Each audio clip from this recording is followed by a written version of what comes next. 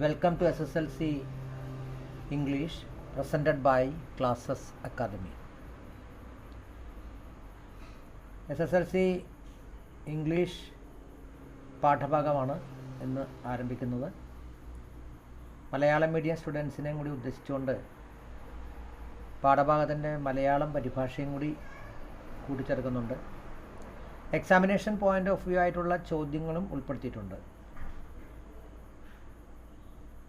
ആദ്യ പാഠഭാഗത്തിലേക്ക് പോകുന്നതിന് മുമ്പായി ഇംഗ്ലീഷ് ടെക്സ്റ്റ് ബുക്കിൻ്റെ കണ്ടൻസ് ഒന്ന് പരിചയപ്പെടാം. 5 യൂണിറ്റുകളായി 15 ലിറ്റററി പീസസ് ആണ് ഈ ടെക്സ്റ്റിലുള്ളത്. ഇതിൽ ആദ്യത്തെ യൂണിറ്റാണ് ഗ്ലിംസസ് ഓഫ് ഗ്രീൻ, പച്ചയുടെ നേർക്കാഴ്ചകൾ. പച്ച എന്ന് പറയുമ്പോൾ തന്നെ നിങ്ങൾക്ക് മനസ്സിലാവും അത് നേച്ചറിനെ ഉദ്ദേശിച്ചിട്ടാണത് അപ്രകാരനോട് യൂണിറ്റിൻ്റെ പേര് കൊടുത്തിരിക്കുന്നത്.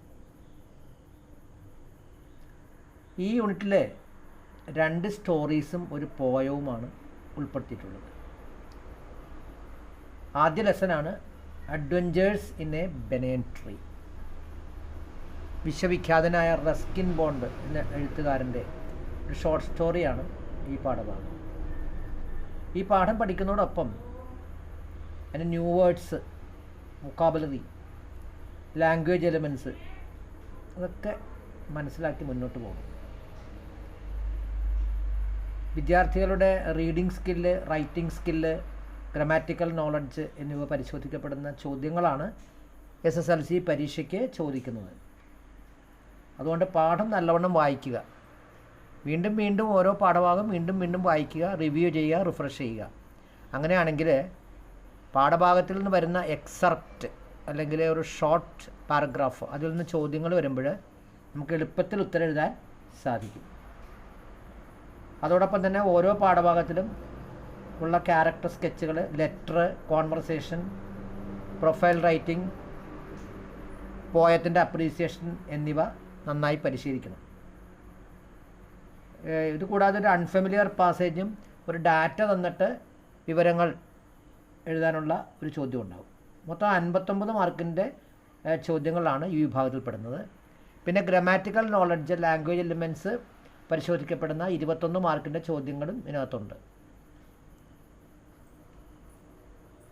ഇംഗ്ലീഷിന് മുഴുവൻ മാർക്ക് സ്കോർ ചെയ്യാനായിട്ട് നിങ്ങളെ സഹായിക്കാൻ തീർച്ചയായിട്ടും ഈ പരിശീലന പരിപാടി സാധിക്കുമെന്ന് എനിക്ക് ഉറപ്പുണ്ട്. പാഠം തുടങ്ങാം. Adventures in a banyan tree. Unit 1 glimpses of green ആണ്. Adventures in a banyan tree, Ruskin Bond short story. The snake and the mirror എഴുതിയിരിക്കുന്നത് famous Malayalam writer Vaikom Muhammad Basheer, short സ്റ്റോറിയാണ്. അത് ട്രാൻസ്ലേറ്റ് ചെയ്തിരിക്കുന്നത് വി അബ്ദുള്ള. പിന്നെ വേൾഡ് ഫേമസ് നേച്ചർ പോയറ്റായ William വേർഡ്സ്വർത്തിൻ്റെ ഒരു poem കൂടി ഉണ്ട്, lines written in early spring എന്ന് പറഞ്ഞാണ്.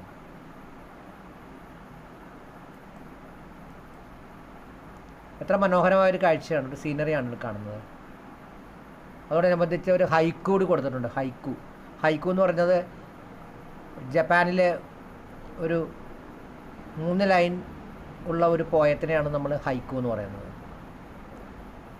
ആ ഹൈക്കു ഞാൻ വായിക്കാം. The mountain mist hovering over the pines and ponds unveils the heaven. The mountain mist hovering mist എന്ന് പറഞ്ഞാൽ മൂടൽമഞ്ഞാണ്.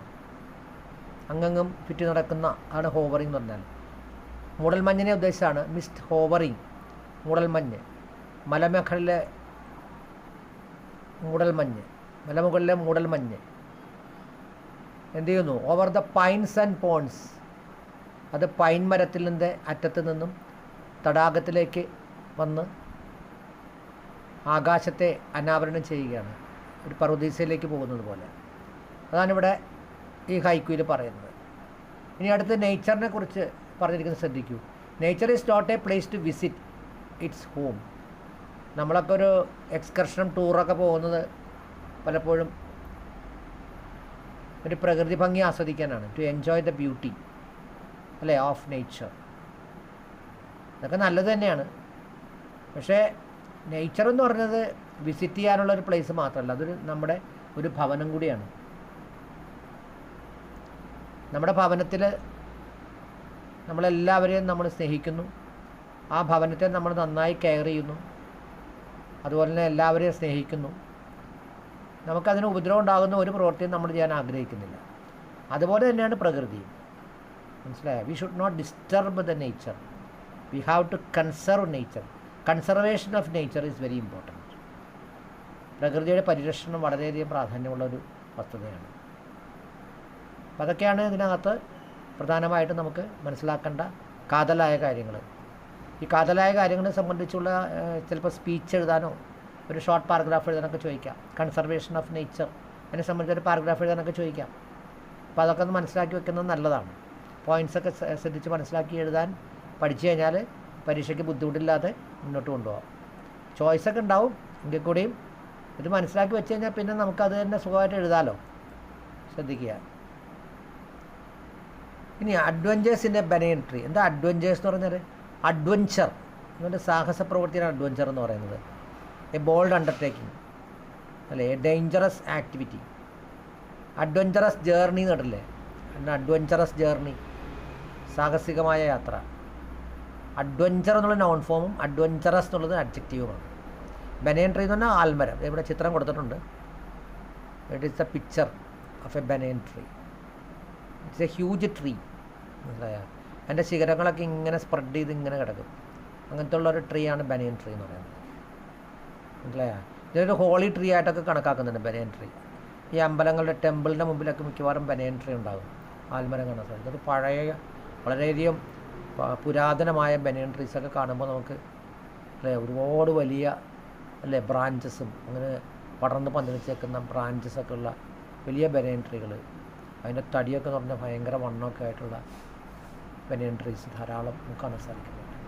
ഇതിൻ്റെ ഇൻട്രൊഡക്ഷൻ നമുക്ക് നോക്കാം. Nature is for all living beings. പ്രകൃതി എല്ലാ ജീവജാലങ്ങൾക്ക് വേണ്ടിയുള്ളതാണ് അല്ലേ. മാൻ should live in harmony with nature. നമ്മൾ പ്രകൃതിയോട് ഇണങ്ങിച്ചേർന്ന് നമ്മൾ ജീവിക്കണം, അതിനോട് യോജിപ്പോടുകൂടി. ഹാർമണി പറഞ്ഞാൽ യോജിപ്പ്, പൊരുത്തം അർത്ഥം അല്ലേ. മാൻ should live in harmony with nature. Being one with nature is always mesmerising. പ്രകൃതിയോട് ഒത്തുചേർന്ന ഒരാളാവുക എന്ന് പറഞ്ഞാൽ അതെപ്പോഴും വശ്യത ഉണ്ടാക്കുന്നതാണ്, നമ്മളെ മെസ്മറൈസ് ചെയ്യുന്നതാണ്, നമുക്ക് അത്യധികം ആഹ്ലാദകരമായൊരു വസ്തുതയാണ്. Have you ever got a chance to spend your leisure time with nature? നിങ്ങൾക്ക് എപ്പോഴെങ്കിലും നിങ്ങളുടെ ലെഷർ ടൈമിൽ പ്രകൃതിയോടൊത്ത് ചിലവഴിക്കാനുള്ള ഒരു അവസരം കിട്ടിയിട്ടുണ്ടോ, ചാൻസ് കിട്ടിയിട്ടുണ്ടോ? It's A question. Let's read. നമുക്ക് വായിക്കാം. How A boy experience and blended with the essence of nature. പ്രകൃതിയുടെ അന്തസത്യമായിട്ട് ഇഴുകിച്ചേർന്ന് അതിൻ്റെ അനുഭവങ്ങൾ പങ്കുവയ്ക്കുന്ന ഒരു കുട്ടിയുടെ കഥ നമുക്ക് നോക്കാം. An adventures in a banyan tree. ശ്രദ്ധിക്കുക. ഇവിടെ ഈ പാഠഭാഗത്തിലേക്ക് പോകുന്നതിന് മുമ്പ് കൺസർവേഷൻ ഓഫ് നേച്ചർ, അതായത് അതിനുമാറ്റി എൻവയൺമെൻറ്റൽ പൊല്യൂഷൻ ഇതൊക്കെ ഒഴിവാക്കണം എന്ന് ഉദ്ദേശിച്ചുകൊണ്ട് ചിലപ്പോൾ സ്ലോഗൻ ചോദിക്കാം. അപ്പോൾ അത് നിങ്ങളൊന്ന് മനസ്സിലാക്കി വെക്കുന്നത് നല്ലതാണ്.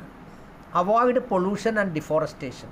പൊല്യൂഷൻ എന്ന് പറഞ്ഞാൽ അന്തരീക്ഷ മലിനീകരണം, ഡിഫോറസ്റ്റേഷൻ എന്ന് പറഞ്ഞാൽ വനനശീകരണം അല്ലേ. ഫോറസ്റ്റൊക്കെ മാറ്റിക്കഴിഞ്ഞാൽ നമ്മുടെ പ്രകൃതിക്ക് തന്നെ അല്ലേ വളരെയധികം ദുരന്തങ്ങളുണ്ടാകും, മനുഷ്യനും അത് ബാധിക്കും, എല്ലാവരെയും ബാധിക്കും ഡിഫോറസ്റ്റേഷൻ കൊണ്ട്. പൊല്യൂഷനും അതുപോലെ തന്നെയാണ്. Then protect the environment. നമ്മുടെ എൻവയൺമെൻറ്റിനെ നമ്മുടെ പരിസ്ഥിതിയെ നമ്മൾ പ്രൊട്ടക്റ്റ് ചെയ്യുക. Protect the living beings that inhabit the earth. ഭൂമിയിൽ ഇൻഹാബിറ്റ് ചെയ്യുന്ന ജീവിക്കുന്ന ജീവജാലങ്ങളെ നമ്മൾ പ്രൊട്ടക്റ്റ് ചെയ്യണം. Don't indulge in affecting the composition of nature. പ്രകൃതിയുടെ കോമ്പോസിഷൻ, ഘടനയെ അഫക്റ്റ് ചെയ്യുന്ന ഒരു പ്രവൃത്തിയിലും നമ്മൾ മുഴുകരുത്. ഇൻഡൾജ് എന്ന് പറഞ്ഞാൽ അതിനകത്ത് മുഴുകുക. Plant trees as a contribution to mother earth. Mother എർത്തിൻ്റെ ഒരു സംഭാവനയെ നമ്മൾ മരങ്ങൾ വച്ച് പിടിപ്പിക്കുക, വൃക്ഷങ്ങൾ വച്ച് പിടിപ്പിക്കുക. ഇത് വളരെ ഇമ്പോർട്ടൻ്റ് ആയിട്ടുള്ള കാര്യങ്ങളാണ്. മനസ്സിലായില്ല പറഞ്ഞത്? യെസ്. നമുക്ക് പാഠഭാഗത്തിലേക്ക് വരാം. Adventures in a banyan tree. പാഠം ശ്രദ്ധിക്കുക. ഓരോ പാഠത്തിൻ്റെ മെയിൻ വാക്കുകളൊക്കെ പറയുമ്പോൾ, വേർഡ്സൊക്കെ പറയുമ്പോൾ നോട്ട് ചെയ്ത് വയ്ക്കുക. അതുപോലെ തന്നെ ഗ്രാമാറ്റിക്കലായിട്ടുള്ള എന്തെങ്കിലും ഉണ്ടെങ്കിൽ അതൊക്കെ ഞാൻ ഓടിച്ച് പറയുന്നുണ്ട്. മുൻപ് വീഡിയോയിലൊക്കെ ഞാനത് കുറേയൊക്കെ സൂചിപ്പിച്ചിട്ടുണ്ട്. അപ്പോൾ എങ്കിൽ കൂടിയും ഈ കാര്യങ്ങൾ സൂചിപ്പിക്കാം. Though the house and grounds of our home in India were grandfather's domain, the magnificent old banyan tree was mine, chiefly because grandfather at the age of 65 could no longer climb it. Though, അങ്ങനെ വാക്കിട്ടുണ്ടോ, although, എങ്കിലും, although I worked hard, I failed in the examination. Although I worked hard, I did not get A+. അപ്പോൾ although എന്ന് പറഞ്ഞാൽ എങ്കിലും എന്നാണ്. ഇതിൽ പറയുന്ന adverbial clause of concession എന്ന് പറയുന്നത്.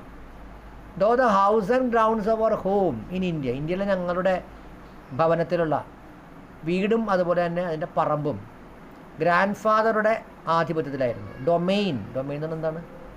ആധിപത്യം അല്ലേ? ഡൊമെയിൻ എന്ന് പറഞ്ഞാൽ lands owned or ruled by a particular person, ഭൂസ്വത്ത് ആധിപത്യത്തിലായിരുന്നു.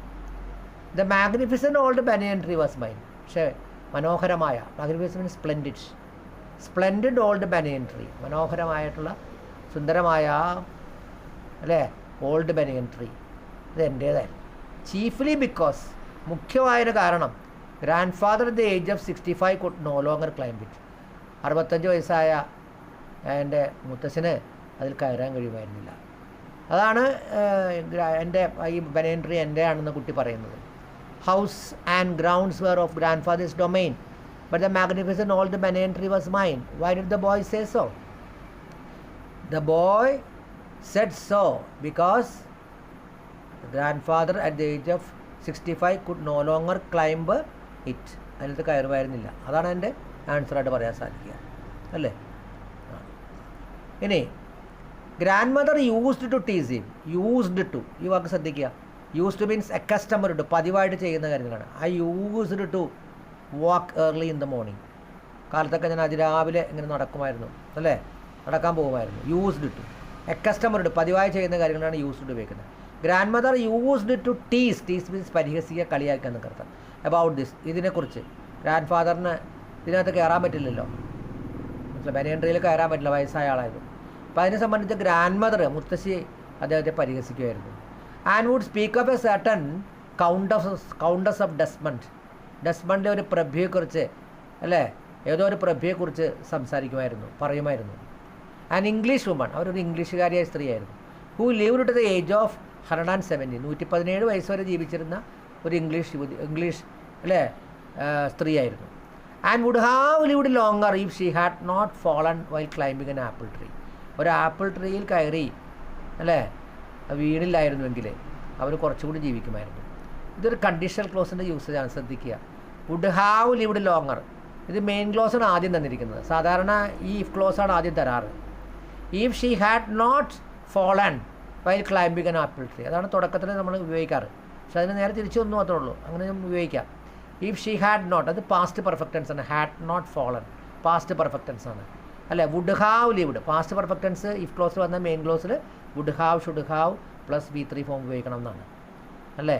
ഇത് എപ്പോഴും ശ്രദ്ധിച്ചോണം കേട്ടോ. ഇത് പരീക്ഷയ്ക്ക് കണ്ടീഷണൽ ക്ലോസ് ചോദ്യം ഉണ്ടാകാറുണ്ട്. The spreading branches of the banyan ട്രീയുടെ ശിഖരങ്ങൾ ഇങ്ങനെ പടർന്ന് പന്തലിച്ചാണ്. Which curved to the ground, അത് ഭൂമിയിലേക്ക് ഇങ്ങനെ അല്ലേ വളഞ്ഞു നിൽക്കുകയാണ്. ആൻഡ് ടുക്ക് റൂട്ട് അഗെയിൻ, അവിടെ വന്നിട്ട് വീണ്ടും അത് വേര് പിടിച്ച് forming a maze of arches, കമാനങ്ങളുടെ കുറുക്ക് വഴികൾ ഉണ്ടാക്കിയിരിക്കുകയാണ്. ഗേവ് മീ എൻഡ്ലെസ് പ്ലഷർ, അത് കാണുമ്പോൾ എനിക്ക് അത്യധികമായ, ഒരിക്കലും പറഞ്ഞറിയിക്കാനാകാത്ത സന്തോഷമുണ്ട്. The tree was older than the house, വീടിനേക്കാൾ അല്ലേ പ്രായമുണ്ടായിരുന്നു മരത്തിന്. ഓൾഡർ ദാൻ ഗ്രാൻഡ് ഫാദേഴ്സ്, അതുപോലെ ഗ്രാൻഡ് ഫാദറിനേക്കാൾ കൂടുതൽ പ്രായമുണ്ടായിരുന്നു. As old as the town of Dehra, അതുപോലെ തന്നെ ഡെറ എന്ന ടൗണിൻ്റെ അത്രത്തോളം പ്രായമുണ്ടായിരുന്നു, അത്രത്തോളം. Nestling in a valley at the foot of the Himalayas, ഈ ഡെറ എന്നുള്ള ആ ടൗൺ എവിടെയാണ് സ്ഥിതി ചെയ്യുന്നത്?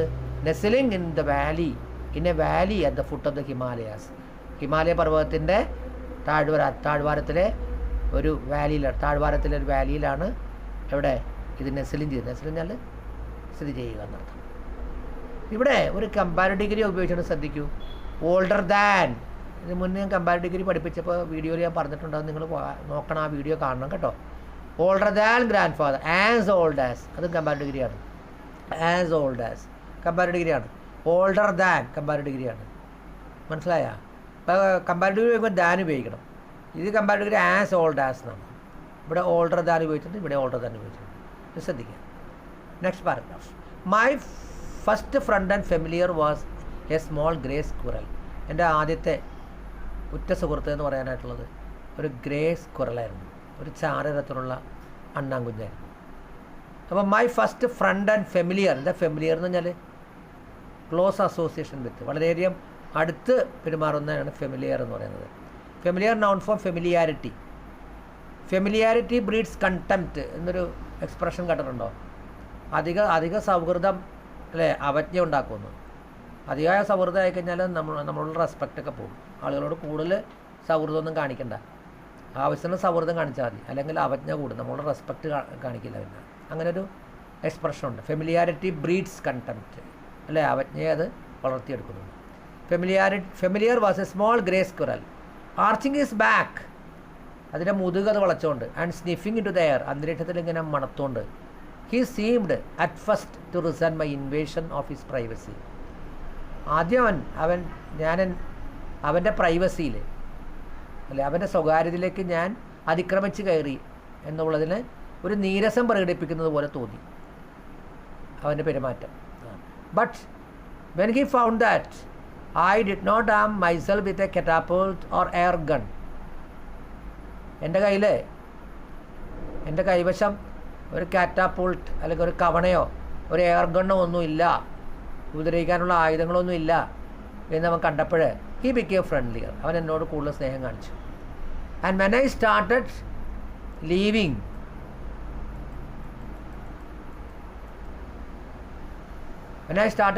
Him pieces of cake and biscuit, ഞാൻ അവന് കേക്കിൻ്റെ കഷ്ണങ്ങളും അതുപോലെ ബിസ്ക്കറ്റ് കഷ്ണങ്ങളൊക്കെ കൊടുക്കാൻ തുടങ്ങിയപ്പോൾ ഹി ഗ്രൂ ബോൾഡർ, അവൻ എന്നോട് വളരെ ധൈര്യത്തോടു കൂടി അല്ലേ അടുക്കാൻ തുടങ്ങി. And finally became familiar enough to take food from my hands, എൻ്റെ കൈകളിൽ നിന്ന് തന്നെ ഫുഡ് എടുക്കാൻ അത്രമാത്രം സൗഹൃദം ഉണ്ടെന്ന് തോന്നുമാറ് അവൻ വളരെയധികം ബോൾഡറായി തീർന്നു, അല്ലെങ്കിൽ കൂടുതൽ ധൈര്യം കാണിച്ചു. He grew bolder and finally became familiar, കൂടുതൽ ഫെമിലിയർ ആയി തീർന്നു, കൂടുതൽ ഫ്രണ്ട്ലി ആയി തീർന്നു. ഇനഫ് എന്നുള്ള വാക്ക് ശ്രദ്ധിക്കുക. ഫെമിലിയർ ഇനഫ്, ഫെമിലിയർ എന്നുള്ളത് ഒരു അഡ്ജക്റ്റീവാണ്. അഡ്ജക്റ്റീവിന് ശേഷമാണ് ഇനഫ് ഉപയോഗിക്കുന്നത്. നൗൺ ആണെങ്കിൽ നമ്മൾ ഉപയോഗിക്കുന്നത് ആദ്യമാണ്. Enough money, familiar enough, fast enough, tall enough. Adjective ആഡ് വരുമ്പോൾ കഴിഞ്ഞാൽ അതിന് ശേഷമാണ് ഇനഫ് ഉപയോഗിക്കുക. അതിൻ്റെ പ്ലേസ്, അതിൻ്റെ ഓർഡറിനൊരു പ്രത്യേകതയുണ്ട്. ഒരു ഗ്രാമാറ്റിക്കൽ നോളജാണിത്. And finally means at the end, അവസാനം. ബിക്കേം ഫെമിലിയർ ഇനഫ്, അത്രത്തോളം ഫെമിലിയറായി, അത്രത്തോളം ഫ്രണ്ട്ലി ആയി, സൗഹാർദ്ദമായി. To take food from my hands, എൻ്റെ കയ്യിൽ നിന്ന് വരെ ഭക്ഷണം എടുക്കാനുള്ള സൗഹാർദ്ദത്തിലേക്കായവൻ. ബിഫോർ ലോങ്, അധികം താമസിച്ചില്ല, he was delving into my pockets and helping himself to whatever he could find അല്ലേ. അധികം കഴിയുന്നതിന് മുമ്പ് ഹി വാസ് ഡെൽവിങ് എന്ന പരതുക, സെർച്ചിങ് എന്നർത്ഥം അല്ലേ. To search thoroughly and carefully, ഇവിടെ ശ്രദ്ധയോടുകൂടി അല്ലേ തിരയുക എന്ന് പറയാം. Before long he was delving into my pockets, അധികം താമസിക്കുന്നതിന് മുമ്പ് അവൻ എൻ്റെ പോക്കറ്റൊക്കെ തിരയാൻ തുടങ്ങി. And helping himself to whatever he could find. Helping himself to അതൊരു ഫ്രേസാണ്. അതിനർത്ഥം അവന് അല്ലേ ആഹാരം കഴിക്കാൻ തുടങ്ങിയെന്നർത്ഥം, അതാണ് അതിൻ്റെ അർത്ഥം. ഹെൽപ്പിംഗ് ഹിംസെൽഫ് ടു, സ്വയം ആഹാരം കഴിക്കാൻ. Whatever he could find, അവൻ കണ്ടെത്തുന്നതെല്ലാം ഭക്ഷണമാക്കാൻ തുടങ്ങി, ആഹാരം കഴിക്കാൻ തുടങ്ങി. He was a very young squirrel, ഒരു ചെറിയ ഒരു അണ്ണാനായിരുന്നു. And his friends and relatives probably thought him headstrong and foolish for trusting a human. മനസ്സിലല്ലേ പറഞ്ഞത്? എന്താണ് പറഞ്ഞിരിക്കുന്നത്? ഹിസ് ഫ്രണ്ട്സ് ആൻഡ് റിലേറ്റീവ്സ്, അവൻ്റെ സുഹൃത്തുക്കളും ബന്ധുക്കളും ഒക്കെ ഒരുപക്ഷെ വിചാരിച്ചു അവിടെ എന്താണ് head strong and foolish for trusting a human, ഒരു മനുഷ്യനെ വിശ്വസിച്ചത് കൊണ്ട് അവൻ താന്തോന്നിയും അതുപോലെ തന്നെ വിഡ്ഢിയുമാണെന്നൊക്കെ ചിലപ്പോൾ ഒരുപക്ഷെ വിചാരിച്ചു കാണുന്നു. ഹെഡ് സ്ട്രോങ്, തലക്കനമുള്ളവൻ എന്നൊക്കെ പറയാം. മനസ്സിലായ? How did the squirrel become a friend of the boy? Squirrel എങ്ങനെയാണ് ബോയുടെ ഫ്രണ്ടായി തീർന്നത്? The boy gave him pieces of cake and biscuit. Then the squirrel grew bolder and finally became familiar enough to take food from his hands. Thus the squirrel became a friend of the boy. Then what did the friends of the squirrel think about his friendship with a human? What might have made them think so? Friends ഒരു പക്ഷേ സ്ക്വിറലിനെ പറ്റി എന്ത് വിചാരിച്ചു കാണാം? മനുഷ്യനുമായിട്ടുള്ള ഫ്രണ്ട്ഷിപ്പിനെ സംബന്ധിച്ച് അവരെന്ത് വിചാരിച്ച് കാണാം എന്ന് പറഞ്ഞിട്ടുണ്ട് ആൻസർ. കണ്ടോ, ഇതുപോലെ ഈ പാസേജ് തന്നിട്ട് ആൻസർ എഴുതാൻ നേരത്ത് നമ്മളിതൊക്കെ വളരെ പലവട്ടം വായിച്ചത് മനസ്സിലാക്കണം. അതിൻ്റെ ഇവിടെ പോയിൻ്റ് ഇവിടെ കിടപ്പുന്നുണ്ട് അല്ലേ. His friends and relatives probably thought him headstrong and foolish for trusting a human അല്ലേ.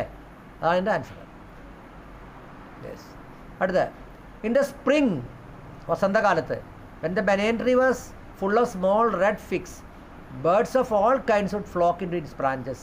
The red-bottomed bulbul, cheerful and greedy, gossiping, rosy posters and parrots and crows, squabbing with each other all the time. During the fig season, the banyan tree was the noisiest place on the roads. വസന്തകാലത്ത് ബനിയൻ ട്രീയിൽ നിറയെ നല്ല ചെറിയ ചുവന്ന പഴങ്ങൾ ആകും. അപ്പോൾ പക്ഷികളും birds of all kinds, എല്ലാ തരത്തിലുള്ള പക്ഷികളും അവിടെ കൂട്ടം കൂട്ടമായിട്ട് വരും. വുഡ് ഫ്ലോക്ക്, കൂട്ടം കൂട്ടമായിട്ട് വരിക. ഇൻ ദ ബ്രാഞ്ചസ്, ശിഖരങ്ങളിലേക്ക്. ദ റെഡ് ബോട്ടംഡ് ബുൾബുൾ, അടിഭാഗം ചുവന്നതിലുള്ള ബുൾബുൾ പക്ഷി. Cheerful and greedy gossiping rosy pastors, വളരെയധികം സന്തോഷവാനായിട്ടുള്ള അത്യാർത്തിയുള്ള എപ്പോഴും ചലിച്ചുകൊണ്ടിരിക്കുന്ന അല്ലേ റോസി പേസ്റ്റേഴ്സ് എന്ന പക്ഷികൾ. പാരറ്റ്സ്, തത്തകൾ. ക്രോസ്, കാക്കകൾ. Squabbling with each other all the time. Squabbling എന്ന് പറഞ്ഞാൽ കലപില കൂട്ടുക അല്ലെങ്കിൽ കശപിശ കൂട്ടുക എന്നർത്ഥം. അതാണ് സ്ക്വാബിങ് എന്ന് പറയുന്നത്. കശപിശ കൂട്ടുക, എപ്പോഴും കിടന്ന് ഒച്ചയും ബഹളം ഉണ്ടാക്കുക, അതാണ് സ്ക്വാബിങ് എന്ന് പറയുന്നത്. മനസ്സിലായോ?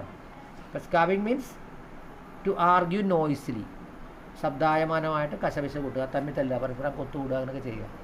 അതാണ് എല്ലാവരും കൂടി ചേരുമ്പോഴെന്ന് പറഞ്ഞാൽ അവരുടേതായ എക്സിസ്റ്റൻസ് നോക്കുമല്ലോ, അതാണ് അത് നോയ്സ്. അപ്പോൾ squabbling with each other all the time during the fig season, ഇങ്ങനെ പഴങ്ങളുണ്ടാകുന്ന സീസണിൽ, ആ കാലത്ത് the banyan tree was the noisiest place on the road.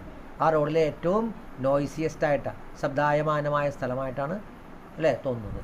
ആണ്. How was the banyan tree the noisiest place during the fig season? In the fig season birds of all kinds would flock into the branches.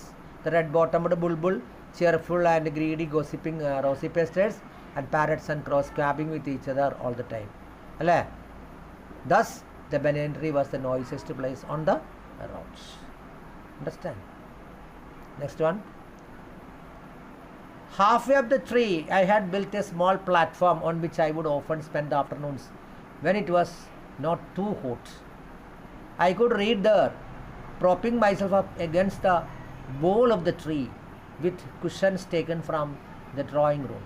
Treasure Island, Huckleberry Finn, the Mowgli stories, and the novels of Edgar Rice Burroughs and Louisa May Alcott made up my bag of very mixed reading. അപ്പോൾ halfway up the tree, മരത്തിൻ്റെ പകുതിയോളം ഉയരത്തിൽ, I had built. ഈ built എന്നുള്ള എൻ്റെ base form എന്താ? Built. I had built, past perfect ചെയ്യാൻ ഞാൻ നിർമ്മിച്ചിരുന്നു. എ സ്മോൾ പ്ലാറ്റ്ഫോം, ഒരു ചെറിയ തട്ട്. ഓൺ വിച്ച്, അതുമേൽ, I would often spend the afternoons, പലപ്പോഴും ഞാൻ ഉച്ച കഴിഞ്ഞ സമയങ്ങളിൽ അവിടെയാണ് ചിലവഴിക്കുന്നത്. When it was not too hot, അത്രയധികം ചൂടില്ലാത്ത സമയത്ത്. ഐ കുഡ് റീഡ് ദർ, ഞാൻ അവിടെ വായിക്കുമായിരുന്നു. Propping myself up against the bole of the tree with cushions taken from the drawing room. ഡ്രോയിങ് റൂമിൽ നിന്ന്, സ്വീകരണ മുറിയിൽ നിന്ന് തലയണയും അല്ലെങ്കിൽ കുഷൻസൊക്കെ എടുത്തു കൊണ്ടിട്ട് മരത്തിൻ്റെ തായ്തടിയിൽ വെച്ചിട്ട് അല്ലേ അതിലേക്ക് ചാരി ഇരുന്നുകൊണ്ട്. പ്രോപ്പിംഗ്, എന്താ പ്രോപ്പിംഗ് എന്നാൽ ചാരിന്ന്, ലീൻ എഗൻസ്റ്റ് എന്ന് ചാരി ഇരിക്കുക. ചാരി ഇരുന്നുകൊണ്ട് ഞാൻ പലപ്പോഴും വായിക്കുമായിരുന്നു, ആണ് വായന നടത്തുമായിരുന്നു അല്ലേ. എന്തൊക്കെ വായന നടത്തുമായിരുന്നത്? ട്രഷർ ഐലൻഡ് പുസ്തകത്തിൻ്റെ പേരാണ്. ഹക്ലിബറി ഫിൻ അല്ലേ, the Mowgli stories and the novels of Edgar Rice Burroughs and Louisa May Alcott made up my bag of very mixed reading. അതെൻ്റെ ബാഗിൽ മിക്സഡ് റീഡിങ്, ഒരു സങ്കരമായ വായനയ്ക്ക് ഇടം നൽകി. മനസ്സിലായി പറഞ്ഞത്? ഈ വീഡിയോ വളരെ ലെങ്തി ആകും, ഒരുപാട് എല്ലാം പറഞ്ഞു കഴിഞ്ഞാൽ. അതുകൊണ്ട് തൽക്കാലം നിർത്തുകയാണ്. ബാക്കിയുള്ള ഭാഗങ്ങൾ അടുത്ത വീഡിയോസിലേക്ക് ഞാൻ പോവുകയാണ്. മനസ്സിലായി പറഞ്ഞത്? അടുത്ത വീഡിയോ പാർട്ടിലേക്ക് നിങ്ങൾക്ക് തരികയാണ്. Okay, thank you.